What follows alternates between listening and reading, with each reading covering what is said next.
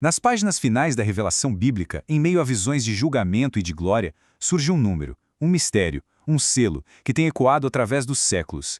144 mil. Mas quem são eles? De onde eles vêm? E a pergunta mais importante de todas, qual é a sua verdadeira identidade?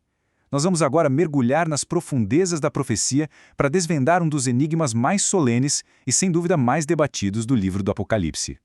É importante situar o nosso ponto de partida. Este estudo é o começo de uma jornada.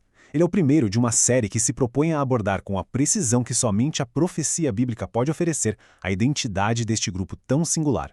O nosso objetivo aqui é muito claro e também muito metódico.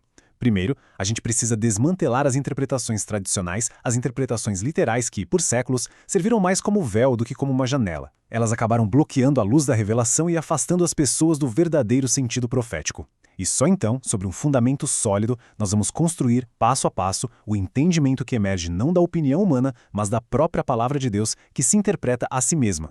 Para começar essa investigação, é absolutamente fundamental que o nosso alicerce seja o texto bíblico. E nada mais. Antes de qualquer análise e de qualquer interpretação, nós devemos nos submeter à autoridade da Escritura. Vamos fazer agora a leitura integral da passagem que introduz e descreve este grupo seleto. Vamos permitir que as palavras sagradas, inspiradas pelo Espírito, estabeleçam o cenário para nossa compreensão. Ouçamos com reverência e com a máxima atenção o que foi revelado a João, lá no livro do Apocalipse, capítulo 14, dos versos 1 ao 5.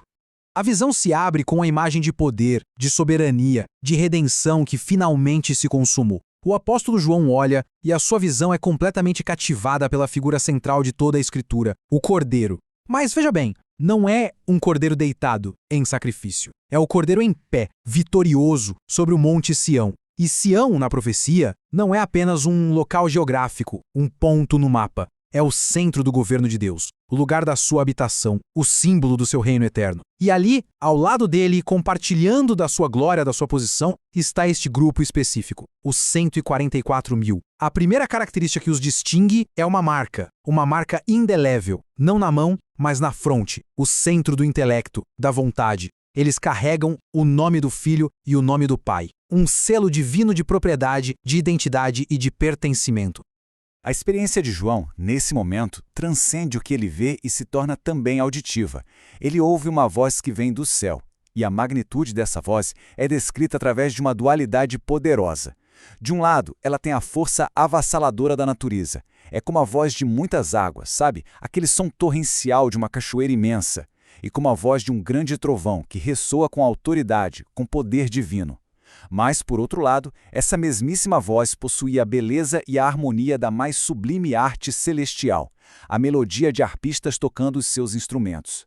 Essa fusão de poder e beleza, de majestade e melodia, não está aí por acaso. Ela aponta diretamente para o caráter desse povo. Eles são fortes como trovão na defesa da verdade, mas são harmoniosos na sua adoração e no seu serviço a Deus.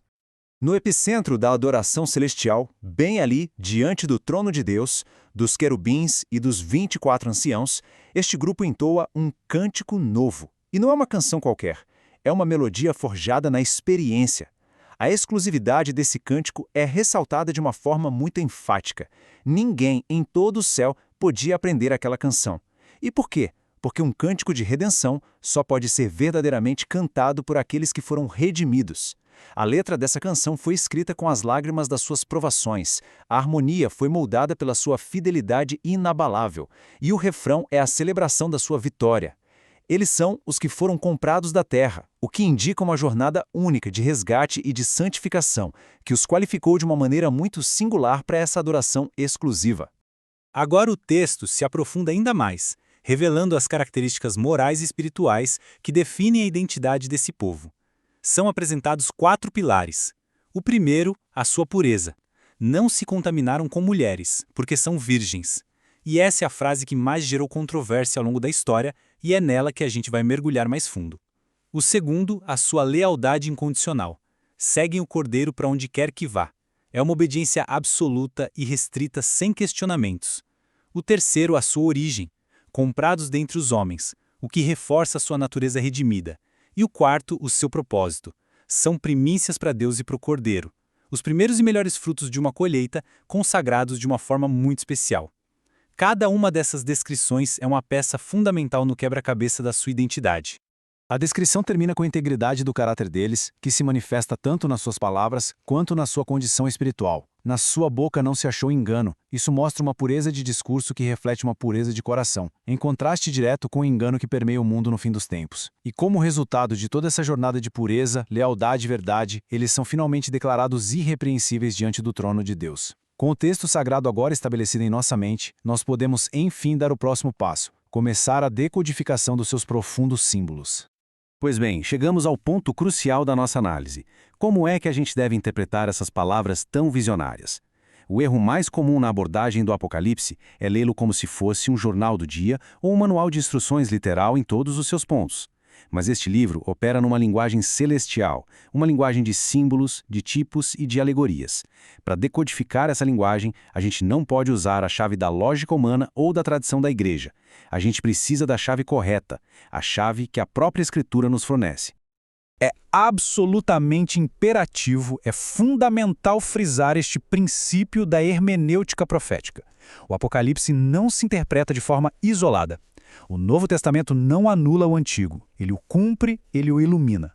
Portanto, o servo de Deus que deseja compreender as visões de João tem a obrigação de usar a lei, o Pentateuco, a base da aliança de Deus com Israel, e os profetas, Isaías, Jeremias, Daniel, Ezequiel e os outros, como a lente através da qual tudo é compreendido. Sem o testemunho dos profetas antigos, é simplesmente impossível decodificar as profecias do livro mais elevado e complexo que foi entregue à igreja. A revelação é progressiva, é coesa. Quando a gente entende que deve usar toda a Escritura como nossa chave, a gente percebe que o número 144.000 não deve ser visto primariamente como uma contagem literal de indivíduos. Ele é um símbolo profético. Assim como o cordeiro simboliza o sacrifício e a vitória de Cristo, e a Babilônia simboliza um sistema religioso apóstata, este número é um código. Um código que representa uma totalidade, uma perfeição governamental e uma plenitude dentro do plano redentor de Deus. É um número que encapsula uma verdade espiritual muito mais vasta, muito mais gloriosa do que uma simples contagem humana. Então, o que esse número representa afinal? O número 144.000 simboliza a totalidade do povo selado de Deus, aqueles que são descritos lá em Apocalipse 1:7, verso 14, como os chamados, eleitos e fiéis. Não se trata de uma elite literal de 144.000 judeus que vão ficar para trás durante a grande tribulação, como algumas doutrinas por aí ensinam. Trata-se da representação de todos aqueles de todas as eras, judeus e gentios, que foram selados pelo Espírito Santo para reinar com Cristo. É a imagem da igreja completa, a igreja militante e finalmente triunfante, a plenitude dos redimidos. A própria estrutura matemática desse número simbólico revela o seu significado profundo. Ele é o produto de 12 multiplicado por 12 multiplicado por 1000. Vamos quebrar isso. O número 12 na Bíblia é o número do governo perfeito de Deus. A primeira multiplicação, 12 vezes 12, representa a continuidade e a unidade do plano de Deus através das duas alianças. De um lado, temos as 12 tribos de Israel, o fundamento do povo de Deus no Antigo Testamento. Do outro, os 12 apóstolos do Cordeiro, sobre os quais a igreja do Novo Testamento foi edificada. A igreja é uma só, edificada sobre essa base dupla de profetas e apóstolos. Esse resultado, 144, é então multiplicado por 1000. E 1000 é o número da plenitude divina, da totalidade. Isso aponta diretamente para o reino milenar, o descanso literal de 1000 anos de Cristo na Terra, conectando profeticamente com o sábado da criação, o 7º dia de descanso, e com a festa dos tabernáculos, a 7ª e última festa, que também simboliza o descanso final. E o selo na fronte? Seria ele exclusivo só para esse grupo? O próprio livro do Apocalipse, lá no seu capítulo final, responde. Em Apocalipse 22, versos 3 e 4, a gente lê que na Nova Jerusalém, os seus servos o servirão, e na sua fronte estará o nome dele. Isso confirma que o selo não é para uma elite, é a marca de propriedade de Deus sobre todos os seus servos redimidos. São estes que reinarão com Cristo durante o milênio. São eles que, pelo novo nascimento, formam as 12 tribos de Israel segundo o Espírito, encontrando o descanso final e eterno no Salvador. Agora sim, nós vamos mergulhar no ponto mais controverso, aquela afirmação que tem sido um campo fértil para interpretações equivocadas. Não se contaminaram com mulheres. Uma leitura literal, superficial, descontextualizada desse verso levou a doutrinas profundamente problemáticas, teologicamente insustentáveis e até mesmo danosas. É exatamente neste ponto que a chave da interpretação profética, que utiliza toda a Escritura, se torna absolutamente vital para nos libertar do erro. De um lado do abismo da interpretação, a gente tem a visão literal, que podemos chamar de arcaica.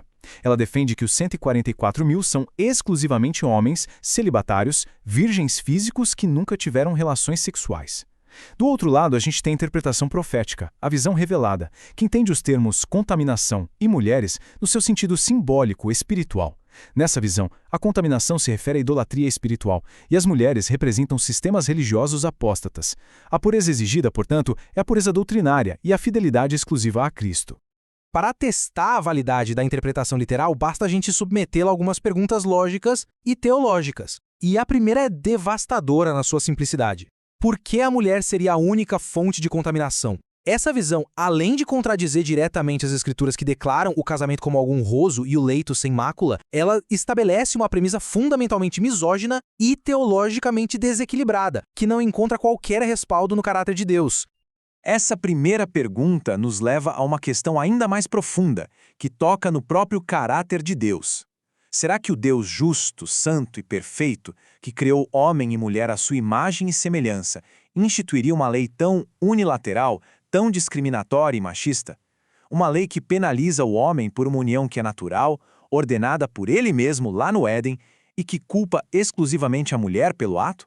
A resposta, baseada na totalidade da revelação bíblica, do Gênesis ao Apocalipse, é um retumbante e inequívoco não. Uma visão dessas é uma distorção da natureza de Deus. E para expor o erro grosseiro dessa visão literalista, a lógica final. Se o ato que resulta na perda da virgindade fosse de fato uma contaminação, o homem não seria igualmente um agente contaminador para a mulher? A completa ausência de reciprocidade nessa lógica demonstra sua total falência, o seu absurdo. Fica evidente, através da razão e da teologia, que a pureza exigida aqui não é meramente biológica ou relacional. A pureza que qualifica alguém para estar no Monte Sião com o Cordeiro é de natureza espiritual e simbólica. Tendo, portanto, desconstruído essa visão literal, que é insustentável e ilógica, a gente pode agora, sobre um terreno limpo, edificar o verdadeiro e profundo significado dessa passagem. Se a contaminação não é física, então ela só pode ser espiritual. E se a contaminação é espiritual, as mulheres mencionadas devem, da mesma forma, ser um símbolo para algo que transcende indivíduos do sexo feminino. A própria Escritura vai nos dar a resposta. Nas escrituras proféticas, do Antigo ao Novo Testamento, a figura da mulher é usada de forma consistente como um símbolo para representar sistemas religiosos, sejam eles fiéis ou apóstatas. No Antigo Testamento, Israel é frequentemente chamada de a esposa de Jeová, que se prostituiu ao seguir outros deuses. No Novo Testamento, a igreja é apresentada como a noiva pura de Cristo. Essa é a chave hermenêutica que destrava o verdadeiro significado do versículo 4.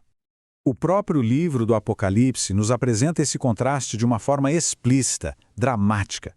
Existem duas mulheres simbólicas que dominam a narrativa.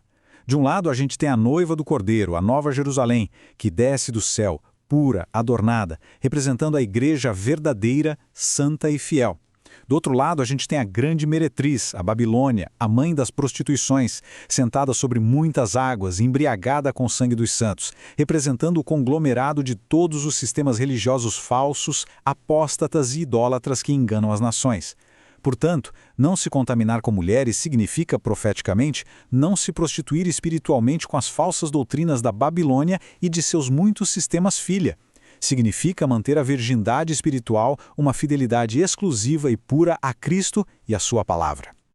Para solidificar essa interpretação espiritual e provar que ela não é uma invenção, mas um padrão divino, Deus, em sua soberania e presciência, nos deixou um protótipo, um ensaio profético no Antigo Testamento que espelha perfeitamente essa realidade espiritual do Apocalipse. A gente precisa voltar para o livro de Êxodo, para aquele momento solene em que Israel se preparava para encontrar Deus face a face no Monte Sinai. Observe com muita atenção as ordens específicas que Deus deu a Moisés para a preparação do povo. Eles deveriam se santificar, lavar as suas vestes, estar prontos para o terceiro dia e, de forma literal e temporária para aquele momento específico, se abster de relações sexuais. Foi uma preparação física para um encontro sagrado e temível. Contudo, na linguagem profunda da profecia, cada uma dessas ordens literais continha uma semente de verdade espiritual, um tipo que encontraria seu antítipo, seu cumprimento final no povo de Deus dos últimos dias. Agora, o padrão divino se revela em toda a sua glória e coerência. O mandamento literal de lavar as vestes lá no Sinai aponta para a purificação espiritual final, lavar as vestiduras e branqueá-las no sangue do Cordeiro, como diz o Apocalipse. Estar pronto para o terceiro dia aponta para a vigilância e preparação da igreja para a volta de Cristo, que retorna no início do terceiro milénio após sua primeira vinda. E o mandamento "não vos chegueis à mulher" se torna o seu perfeito análogo espiritual. Não se contaminem com os falsos sistemas religiosos, as doutrinas da Babilônia.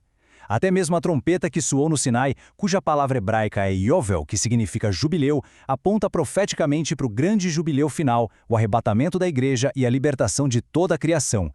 É uma conexão perfeita. Chegamos então a uma encruzilhada inevitável. Diante da profundidade e da perfeição dessa conexão profética, que amarra a lei no Sinai, os profetas e a revelação do Apocalipse numa tapeçaria divina sem costuras, somos confrontados com uma escolha. A maneira como interpretamos estes textos sagrados não é um mero exercício acadêmico. Ela define a nossa preparação, ou a falta dela, para os eventos mais cruciais da história humana. A visão literal, arcaica e simplista não apenas erra o alvo, mas ativamente bloqueia a revelação. Ela fecha os olhos do povo para as conexões mais profundas da palavra de Deus e os desprepara para a grande tribulação, muitas vezes promovendo uma falsa segurança. Em contrapartida, a visão profética, que honra a totalidade da Escritura e reconhece seus padrões, essa sim ilumina o caminho, fortalece a fé e prepara os eleitos para permanecerem firmes com suas vestes lavadas na palavra e incontaminados pelas doutrinas sedutoras da Babilônia espiritual. A pergunta, portanto, que paira sobre nós não é apenas teórica.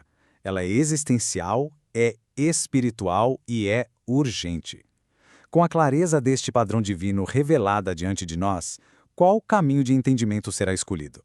Aquele que leva à cegueira espiritual e a uma falsa segurança, ou aquele que leva à iluminação, à santidade prática e à verdadeira preparação para encontrar o Cordeiro vitorioso no Monte Sião? A escolha define o nosso destino.